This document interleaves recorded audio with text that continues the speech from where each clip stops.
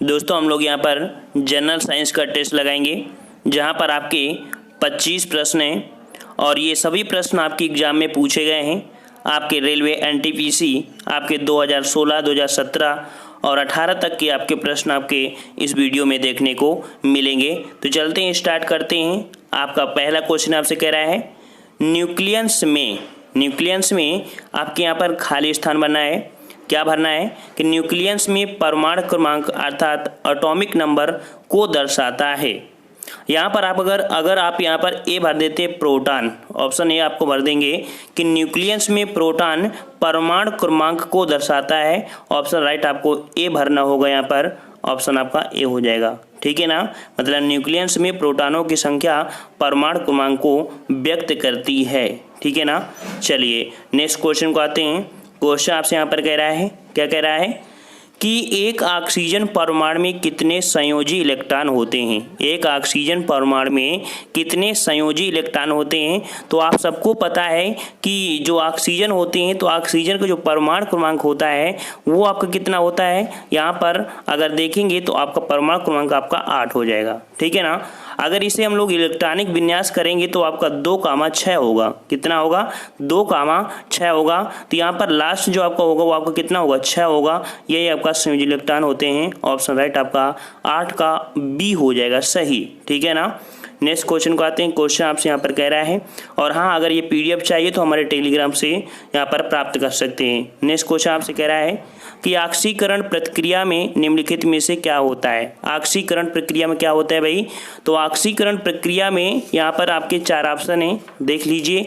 आपका right answer आपका क्या हो जाएगा, तो ऑक्सीकरण प्रक्रिया में आपका जो होता है वो आपका होता है इलेक्ट्रॉन में कमी होती है। क्या होता है, इलेक्ट्रॉन में कमी होती है। ऑप्शन राइट आपका यहाँ पर 13 का आपका बी सही हो जाएगा, 13 का। ठीक है ना, ऑप्शन बी हो जाएगा।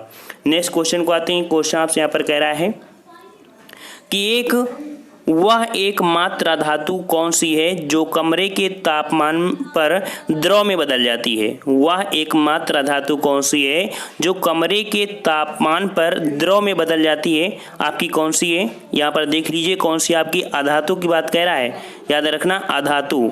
और यहाँ पर आपकी जो अधातु है वो आपकी कौन सी हो जाएगी। आंसर देखते हैं, आंसर आपका यहाँ पर बी हो जाएगा, आपकी ब्रोमीन। ठीक है ना, जो कि आपकी ब्रोमीन आवर्त सारणी के 17वें समूह आपका अधातु तत्व है। ठीक है, इसे Br प्रतीक द्वारा व्यक्त किया जाता है। और यह कमरे के तापमान पर द्रव अवस्था में आपकी कह सकते हैं द्रव अवस्था में बदल जाती है। ठीक है, जिसका रंग आपका लाल भूरा होता है तथा खुला छोड़ने पर यह शीघ्रता से कमरे के ही तापमान पर लाल भूरे रंग के वाष्प में परिणत हो जाता है। नेक्स्ट क्वेश्चन को आते हैं। क्वेश्चन आपसे यहाँ पर कह रहा है, क्या कह रहा है कि निम्नलिखित गैसों में से किसमें एक तीखी गंध आती है। किसमें एक तीखी गंध आती है, यहाँ पर देख लीजिए 4 ऑप्शन है। राइट आंसर आपका यहाँ पर कौन हो जाएगा, तो राइट आंसर देखते हैं। राइट आंसर आपका ए हो जाएगा, आपके अमोनिया में। ठीक है ना, किसमें आती है, अमोनिया में यहाँ पर आपकी तीखी गंध आती है। जबकि अन्य गैसें अर्थात कार्बन मोनोऑक्साइड, ऑक्सीजन एवं हाइड्रोजन आपके गंधहीन गैसें हैं। ठीक है ना, नेक्स्ट क्वेश्चन को आते हैं। क्वेश्चन आपसे यहाँ पर कह रहा है कि जिस रासायनिक अभिक्रिया में ऊष्मा निकलती है उसे उस अभिक्रिया को क्या कहा जाता है। जिस रासायनिक अभिक्रिया में ऊष्मा निकलती है उस अभिक्रिया को क्या कहा जाता है। तो 6 का ऑप्शन राइट आपका यहाँ पर हो जाएगा, यहाँ पर ए आपका हो जाएगा, आपके ऊष्मा क्षेपी कहलाते हैं। जिस रासायनिक अभिक्रिया में ऊष्मा निकलती है उसे क्या बोलते हैं, ऊष्मा क्षेपी प्रक्रिया करते हैं। यहाँ पर आपको अच्छे से डिस्क्राइब करके भी बता दिया गया है। नेक्स्ट क्वेश्चन को आते हैं। क्वेश्चन आपसे यहाँ पर कह रहा है कि कच्चे माल से विभिन्न उत्पादों को अलग करने के लिए किस विधि का उपयोग किया जाता है। कच्चे माल से विभिन्न उत्पादों को अलग करने के लिए किस विधि का उपयोग करते हैं, ये आपकी विधि कौन सी होती है। तो ऑप्शन राइट आपका 9 का हो जाएगा बी, आपकी आंशिक आसवन बोलते हैं। क्या बोलते हैं, आंशिक आसवन बोलते हैं। यहाँ पर देख लीजिए कि कच्चे माल विशेषकर आपकी कच्चे तेल से विभिन्न उत्पादों को अलग करने के लिए इसे गर्म करते हुए धीरे धीरे ताप बढ़ाते जाते हैं, जिससे विभिन्न मिश्रित तरल जिसके क्वथनांक भिन्न भिन्न होते हैं वाष्पीकृत होकर आंशिक आसवन द्वारा पृथक हो जाते हैं। नेक्स्ट क्वेश्चन को आते हैं। क्वेश्चन आपसे यहाँ पर कह रहा है कि प्रचुर मात्रा में उपलब्ध ज्वलनशील प्राकृतिक गैस कौन सी है। प्रचुर मात्रा में उपलब्ध ज्वलनशील प्राकृतिक गैस कौन सी है। तो ये प्राकृतिक गैस कौन सी है, आपकी ऑप्शन राइट आपकी बी हो जाएगी। आपकी जो मीथेन गैस है ये आपकी प्राकृतिक अवस्था में ज्वलनशील आपकी गैस है, ठीक है ना। और नेक्स्ट क्वेश्चन को आते हैं। क्वेश्चन आपसे यहाँ पर कह रहा है कि एक घरेलू गैस सिलेंडर में एलपीजी में जो संग्रहित होती है, तो एलपीजी जो संग्रहित होती है वो किस अवस्था में संग्रहित होती है, एलपीजी जो होती है वो किस अवस्था में संग्रहित होती है, तो ये आपकी होती है ऑप्शन राइट आपके सी, आपके तरल अवस्था में होती है। जो आपकी एलपीजी होती है तरल अवस्था में संग्रहित की जाती है, आप सबको पता होगा। और इसमें से हाइड्रो गैसें जैसे कि ब्यूटेन और प्रोपेन का आपका मिश्रण होती है LPG, liquid petroleum gas. Next question को आते हैं। क्वेश्चन आपसे यहाँ पर कह रहा है, क्या कह रहा है, जब दो तरल पदार्थ एक दूसरे में घुलते नहीं और सॉल्यूशन नहीं बनाते हैं तो उसे क्या कहते हैं। देख लीजिए, काफ़ी अच्छा क्वेश्चन है कि जब दो तरल पदार्थ एक दूसरे में नहीं घुलते हैं और सॉल्यूशन नहीं बनाते हैं तो उसे क्या कहते हैं। यहाँ पर आपके 4 ऑप्शन है और राइट आंसर आपका क्या हो जाएगा। राइट आंसर यहाँ पर देखते हैं, राइट आंसर आपका हो जाएगा सी, उसे हम लोग बोलते हैं अमिश्रणी या हम लोग इमिसिबल कहते हैं। ऑप्शन राइट आपका सी सही हो जाएगा। नेक्स्ट क्वेश्चन को आते हैं। क्वेश्चन आपसे यहाँ पर कह रहा है, निम्नलिखित में से कौन सी गैस अक्रिय गैस नहीं है। अक्रिय गैस नहीं है तो आपकी देख लीजिए, आपकी कह सकते हैं जो आपका हीलियम हो गया, नियान हो गया, रेडान हो गया, ये आपकी तीनों गैसें आपकी अक्रिय गैस हैं, लेकिन हाइड्रोजन गैस आपकी अक्रिय गैस नहीं है। याद रखिए, हाइड्रोजन गैस आपकी अक्रिय गैस में नहीं आती है। नेक्स्ट क्वेश्चन को आते हैं। क्वेश्चन आपसे यहाँ पर कह रहा है कि बर्फ को पिघलाने के लिए निम्नलिखित में से किसका प्रयोग किया जाता है। बर्फ को पिघलाने के लिए निम्नलिखित में से किसका प्रयोग किया जाता है, ये आपका देख लीजिए किसका प्रयोग करते हैं। तो ऑप्शन राइट आपका यहाँ पर ए हो जाएगा, आपके नमक का प्रयोग करते हैं, ठीक है, नमक का प्रयोग करते हैं। यहाँ पर देख सकते हैं 0 डिग्री सेंटीग्रेड तापमान पर पानी बर्फ में बदल जाता है, लेकिन बर्फ पर नमक डाल देने से हिमांक 0 डिग्री सेंटीग्रेड से नीचे चला जाता है, अर्थात नमक मिलाने से बर्फ पिघलना प्रारंभ हो जाती है, ठीक है ना। नेक्स्ट क्वेश्चन को आते हैं। क्वेश्चन आपसे यहाँ पर कह रहा है, नेक्स्ट क्वेश्चन आपसे कह रहा है सोना को घोल सकते हैं, अर्थात जो सोना होता है वो आपका किस में घुल सकता है। आपकी इस बार एग्जाम में बहुत बार पूछा गया आपका सोना किस में घुल जाता है। यहाँ पर आपके 4 ऑप्शन है। राइट आंसर आपका हो जाएगा ऑप्शन आपका डी, आपके एक्वारेजिया में, ठीक है। एक्वारेजिया में क्या क्या होता है, तो याद रखिए एक्वारेजिया या हम लोग अम्लराज, जिसे हम लोग हाइड्रोक्लोरिक अम्ल एवं नाइट्रिक अम्ल के, ठीक है ना, अम्लराज में आपका हाइड्रोक्लोरिक अम्ल होता है और नाइट्रिक अम्ल, और हाइड्रोक्लोरिक अम्ल आपका 3 होता है और आपका नाइट्रिक अम्ल आपका 1%, मतलब कि 3:1 के अनुपात में जो बनता है वो आपका अम्लराज होता है। इस मिश्रण में सोना और प्लेटिनम जैसे उत्कृष्ट धातुओं अपनी में क्या करती, घुल लेते हैं। नेक्स्ट क्वेश्चन को आते हैं। क्वेश्चन आपसे यहाँ पर कह रहा है कि नीचे दिए गए 4 शब्दों में से 3 किसी तरीके से एक समान है और एक भिन्न है, कौन सा शब्द बाकियों में से भिन्न है। देख लीजिए 4 ऑप्शन है और आपकी यहाँ पर एक कोई भिन्न है, वो आपका कौन सा भिन्न है। आपसे कह रहा है जिरकोनियम, सिलिकॉन, पोटेशियम और आपकी गैलियम, ठीक है ना, कौन सा आपका यहाँ पर भिन्न है। तो आपका आंसर राइट आपका सी हो जाएगा, आपका पोटेशियम, ये आपका तीनों से भिन्न है। क्यों भिन्न है, आपको पता है जिरकोनियम, सिलिकॉन और आपकी गैलियम ये आपकी एक अक्रिय गैसें हैं। क्या है आपकी, ये अक्रिय गैसें हैं। नेक्स्ट कह रहा है आपसे यहाँ पर कि निम्नलिखित में से भिन्न को चुनिए। यहाँ पर आपको भिन्न को चुनना है। कह रहा है एल्युमिनियम, लोहा, तांबा, पीतल। तो यहाँ पर आपका जो भिन्न हो जाएगा वो आपका हो जाएगा ऑप्शन आपका डी, आपका पीतल हो जाएगा। ऐसा क्यों, क्योंकि पीतल एक आपकी मिश्र धातु है, जबकि अन्य आपकी जैसे एल्युमिनियम है, लोहा है, तांबा है, स्वतंत्र धातु हैं, ये सभी आपके यहाँ पर हैं, ठीक है ना। नेक्स्ट क्वेश्चन को आते हैं।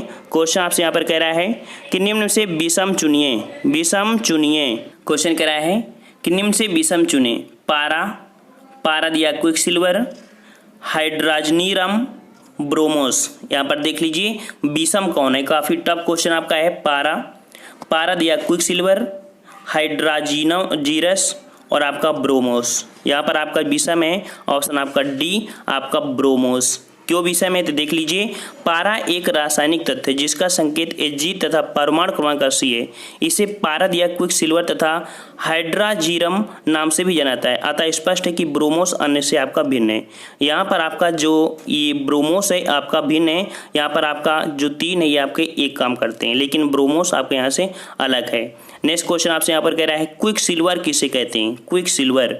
तो देख लीजिए क्विक सिल्वर किसे कहते हैं, तो पारद, या यहाँ पर कह सकते हैं जो ऑप्शन आपका बी है मरकरी, मरकरी को हम लोग यहाँ पर क्विक सिल्वर भी कहते हैं। ठीक है, क्विक सिल्वर ऑप्शन आपका यहाँ पर बी सही हो जाएगा, क्विक सिल्वर।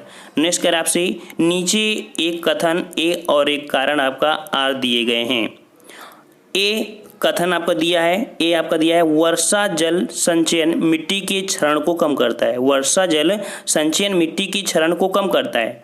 और आपका कारण कह रहा है कि जल के संचरण के लिए वर्षा जल संचयन महत्वपूर्ण नहीं है, जल के संचरण के लिए वर्षा जल संचयन महत्वपूर्ण नहीं है। यहाँ पर आपके ऑप्शन दिए गए हैं और राइट आंसर आपका 23 में यहाँ पर देख लीजिए क्या हो जाएगा, तो राइट आंसर आपका यहाँ पर सी हो जाएगा, अर्थात ए मतलब ए सही है और आपका आर गलत है, ए सही है आर गलत है। यहाँ पर दिया था कि वर्षा जल संचयन मिट्टी के क्षरण को कम करता है, ये बात सही है, लेकिन जल के संचरण के लिए वर्षा जल संचरण महत्वपूर्ण नहीं है, ये आपका गलत है। नेक्स्ट क्वेश्चन को आते हैं। क्वेश्चन आपसे यहाँ पर कह रहा है कि निम्नलिखित में से किसका प्रयोग पानी की स्थायी कठोरता को दूर करने के लिए किया जाता है। तो पानी की स्थायी कठोरता दूर करने के लिए हम लोग किसका प्रयोग करते हैं, तो देख लीजिए आपके 4 ऑप्शन है। राइट आंसर आपका क्या हो जाएगा, पानी की स्थायी कठोरता कह रहा है और स्थायी कठोरता को दूर करने के लिए हम लोग प्रयोग करते हैं आपके सोडियम कार्बोनेट को। किसको, सोडियम कार्बोनेट को हम लोग स्थायी कठोरता दूर करने के लिए करते हैं। यहाँ देख लीजिए सोडियम कार्बोनेट जिसका सूत्र होता है Na2CO3 को धावन सोडा भी कहते हैं। यह पानी की स्थायी और अस्थायी दोनों प्रकार की कठोरता दूर कर सकता है। सोडियम कार्बोनेट को जल में मिलाने पर इसके कार्बोनेट आयन CO3- जल में उपस्थित मैग्नीशियम आपके देख सकते हैं Mg+2 तथा कैल्शियम Ca+2 आयनों से क्रिया करके जल में अघुलनशील कार्बोनेटों का अवक्षेपण बना देता है, जिन्हें छानकर पृथक किया जा सकता है। इस प्रकार मृदु जल प्राप्त हो जाता है। नेक्स्ट कर आपसे यहाँ पर आपको खाली स्थान बनना है। कह रहा आपसे यहाँ पर की उपस्थिति के कारण हमें यह गंध महसूस होती है क्या, कि जिसमें हम LPG सिलेंडरों लीक होने को पता चल जाता था। जो LPG सिलेंडर होते हैं तो उनमें से आप देखते हैं कि थोड़ा भी लीक होता है तो पता चल जाता है। ऐसी कौन सी चीज़ मिला देते हैं, तो वहाँ पर आपकी कौन सी मिला देते हैं, आपके देख लीजिए 4 ऑप्शन है। यहाँ पर आपके वो जो प्रश्न हुआ करता था, ठीक है, एथिल मरकैप्टन, यहाँ पर देख लीजिए आपका सी है आपका सल्फर यौगिक, और वो सल्फर यौगिक होता है एथिल मरकैप्टन। ऑप्शन आपका ये हो जाएगा, ये आपका देख सकते हैं एक सल्फर यौगिक है, एथिल मरकैप्टन हो जाता है। ऑप्शन राइट आपका यहाँ पर सी हो जाएगा। नेक्स्ट क्वेश्चन को आते हैं। क्वेश्चन आपसे कह रहा है यहाँ पर कि अशुद्ध जल में मछली क्यों जीवित नहीं रह सकती हैं। अशुद्ध मतलब जो आपका बिल्कुल शुद्ध जल होता है, तो देख लीजिए क्यों नहीं शुद्ध रहती हैं, तो ऑप्शन राइट आपका यहाँ पर बी हो जाएगा। परासरण मछली के शरीर के तरल पदार्थों को पतला कर देती है। देखते हैं यहाँ पर इसका फुल डिस्क्राइब क्या है कि अशुद्ध जल जो कि पूर्णतः शुद्ध अर्थात खनिज लवण रहित जल होता है, और ऐसे जल में मछलियों को डालने पर परासरण की क्रिया होने से मछलियों के शरीर के द्रव पतले होने लगते हैं और ये मर जाती हैं, ये कारण आपका होता है। नेक्स्ट क्वेश्चन को आते हैं। क्वेश्चन आपसे यहाँ पर कह रहा है प्याज काटते समय आंखों में जलन पैदा करने वाला यौगिक कौन है। प्याज काटते समय जो आंखों में जलन पैदा करता है वो आपका यौगिक कौन सा है, तो यहाँ पर आपका हो जाएगा ऑप्शन आपका सी, वो सल्फर यौगिक होता है। वो भी सल्फर यौगिक किस रूप में होता है, तो आपके सल्फेनिक अम्ल के रूप में पाया जाता है प्याज की कोशिकाओं में, तो इसलिए सल्फर होता है। ये हम लोग सल्फेनिक अम्ल के कारण आपकी प्याज काटने में आंसू आ जाते हैं। नेक्स्ट क्वेश्चन को आते हैं। क्वेश्चन आपसे यहाँ पर कह रहा है लोहे में जंग होती है, अर्थात लोहे में जो जंग लगती है वो प्रक्रिया आपकी क्या होती है, भौतिक होती है या रासायनिक होती है, तो आपकी ऑप्शन राइट हो जाएगा यहाँ पर बी हो जाएगा। लोहे में जंग लगना आपकी रासायनिक प्रक्रिया होती है। नेक्स्ट कह रहा है आपसे यहाँ पर कह रहा है गैल्वनीकरण जंग से बचाने वाली एक प्रक्रिया है जिसमें स्टील और लोहे पर की कोटिंग इस्तेमाल किया जाता है। गैल्वनीकरण जिसमें देखते हैं कि जंग से बचाने के लिए प्रक्रिया होती है, और इसमें जो प्रयोग करते हैं वो आपके प्रयोग करते हैं आपके जिंक का प्रयोग करते हैं। ठीक है, किसका प्रयोग करते हैं, आपकी गैल्वनीकरण में आपकी जो होता है उसमें प्रयोग करते हैं, जिंक का प्रयोग करते हैं, उसकी आपकी लेप लगा दी जाती है। नेक्स्ट क्वेश्चन आपसे कह रहा है स्टेनलेस स्टील क्या है। स्टेनलेस आपकी जो स्टील है वो आपकी एक प्रकार की मिश्र धातु है। क्या है, स्टेनलेस स्टील आपकी मिश्र धातु है। नेक्स्ट कह रहा है आपसे क्वेश्चन आपसे यहाँ पर कह रहा है ओजोन का रासायनिक या केमिकल फार्मूला क्या होता है। तो यहाँ पर ओजोन का रासायनिक नाम क्या होता है, यहाँ पर आपका दिए हैं 4 ऑप्शन। जिसको बिल्कुल से आप लोग जानते हैं कि ओजोन का सूत्र जो ओजोन का रासायनिक फॉर्मूला होता है वो आपका क्या होता है। यहाँ पर ऑप्शन आपका दिया है, O दिया है, O2 दिया है, O3 दिया है, O4 होता है। आपको कमेंट बॉक्स में कमेंट करके इस प्रश्न का जवाब आप हमें चाहिए कि ओजोन का जो रासायनिक सूत्र होता है क्या होता है। हमेशा से आप लोग पढ़ते आ रहे हैं कि ओजोन गैस होती है वो आपके जो होती है समताप मंडल में आपकी मिलती है। इसका सूत्र ये होता है, ऑक्सीजन कितने अणुओं से मिलकर बनती है, कितने अणुओं से मिलती है, आपको कमेंट बॉक्स में कमेंट करके बताना है। तो फ्रेंड्स यहाँ पर आप लोग देख रहे हैं कि सभी क्वेश्चन आपके एग्जाम में पूछे गए हैं। तो लगातार वीडियो को आप देखते रहिए और साथ में आपकी अदर भी टॉपिक को ऐसे ही कंप्लीट कराए जा रहे हैं। तो फ्रेंड्स हम लोग मिलते हैं एक नए वीडियो में, तब तक के लिए धन्यवाद, जय हिंद।